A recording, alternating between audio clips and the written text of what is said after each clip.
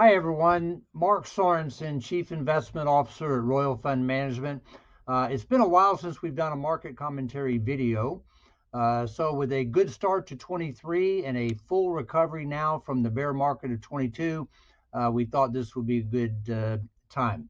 You know, we've been through a lot over the last couple of years. We had the bear market in 2022.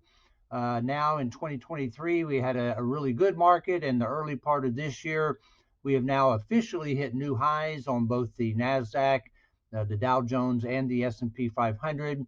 In other words, by textbook, marking the end of the bear market and a full recovery. So where do we go from here? The market has struggled with the idea that the Fed has raised interest rates to a point that it could harm the economy. So a lot of the back and forth in the market has been, are they going to raise rates too high, send us into a recession? Is the economy strong enough to withstand the higher interest rates for a longer period of time? And the market struggled with recession, no recession, how long do rates stay high? And how long does the lag effect of higher interest rates impact the economy going forward? We're now at a point that the expectation is that the Fed is done. In fact, the expectation is that they're going to now start lowering interest rates, which is a good thing. In the 3 months ending October 31st, we went through a bit of a correction last year.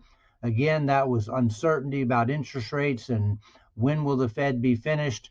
But now we've turned the corner, and the expectation is just now when does the Fed start lowering interest rates, and when does that begin? There are still some concerns from time to time that the economy could weaken further.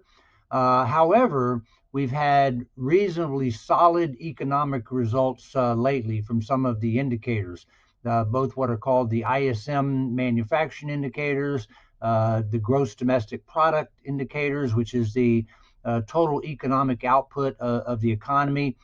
In fact, those expectations have been raised of late. So now the market is building in the expectations that we will have a soft landing or no landing at all, meaning that the higher interest rates are definitely having an impact on the economy. But what we said, even going back to 2022 during the bear market, that we didn't think we would see recession. Recessions come. Recessions are just part of the normal economic cycle, if you will, or market cycle. However, we didn't think we would see one after this bear market, simply because when the bear market started back in 2022, the economy was in such a strong place that we felt like there'd be enough of a cushion that as the Fed slowed down demand by raising interest rates, the economy would still be able to stay, though slower, maintain positive growth. So that continues to be our position right now, that the economy is strong enough to withstand the higher interest rates. Now the question is the market getting a little bit of ahead of itself, pricing in rate cuts as early as the next Fed meeting in March, though Fed Powell chairman has said that's not likely. And also how many. The market was pricing in as many as 6 cuts, where it's not likely to be that many this year. So the market does get ahead of itself from time to time. But another positive sign is that we're starting to see the market broaden out. And by broaden out, they call that market breadth, if you will. And by broaden out, that means that some of the other equal weight or stocks that are not part of you hear talk about the Magnificent Seven, the stocks that have led us out of the bear market and are back into and leading us into a new bull market, as I would classify it, are the stocks that have really high cash flow, really high earnings growth. But other stocks are kind of being left behind right now. But we're starting to see other sectors of the market start to do better. And once interest rates start to come down, we expect even the small cap or the smaller companies, some that don't even have positive earnings yet, that have to rely on borrowing, as interest rates come down, they will start to perform better too. So it's a good sign that we're seeing the market broaden out. There will continually be times that where we need a little bit of a correction, a little bit of backing and filling, little profit taking to build a foundation for to help sustain the next move up. But right now, we're pretty confident that the market's going to continue to do well in 2024. Some have said the only concern is there's nothing to be concerned about right now, and that is when sometimes something comes from left field and upsets things in the short term. The other thing that's driving the market is a new revolution, if you will, and that's artificial intelligence. That is going to continue to drive the tech market, but I would also say that that could drive the entire market going forward. Imagine with artificial intelligence, yes, in the artificial intelligence space itself, those that produce it, build product for it, there's going to be winners, there's going to be losers. Just like back in the days of the internet in the late 90s, there were winners and losers.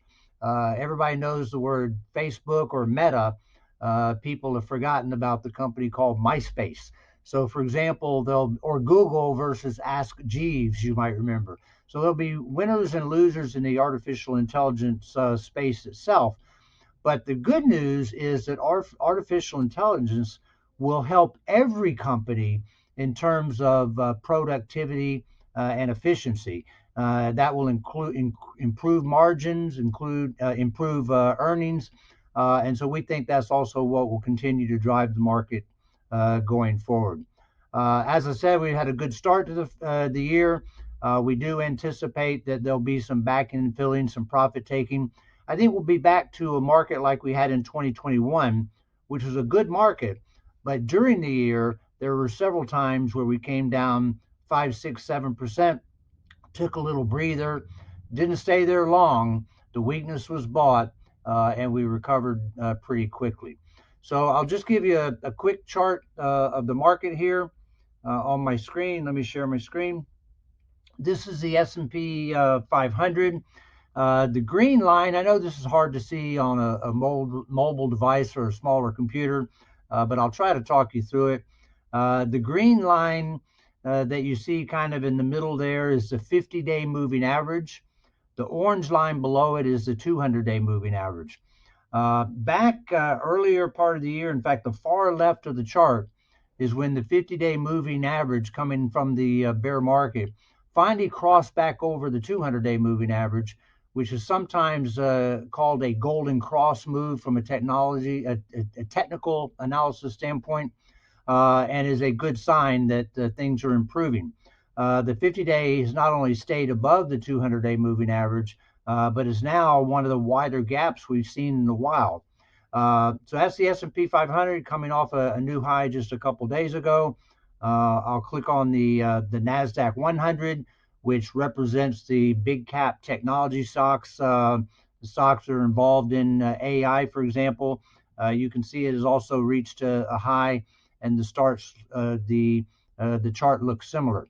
One of the things that we always look for is you'll see as the market rallied off that correction I talked about that ended about the end of October, is we're looking for a stair step pattern, if you will, where we see higher highs and then higher lows on the chart, and we are in that technical pattern right now, which also bodes well. So more information to follow. But this is the kind of market where you just kind of sit back and enjoy it. It seems like it gets ahead of itself, and you wonder if it can just keep going. But right now, all systems are go. The expectation of interest rates coming down, earnings are solid, and we think the artificial intelligence revolution will also continue to drive better corporate profits going forward. Everyone have a wonderful spring, and we'll talk to you again soon. Bye now.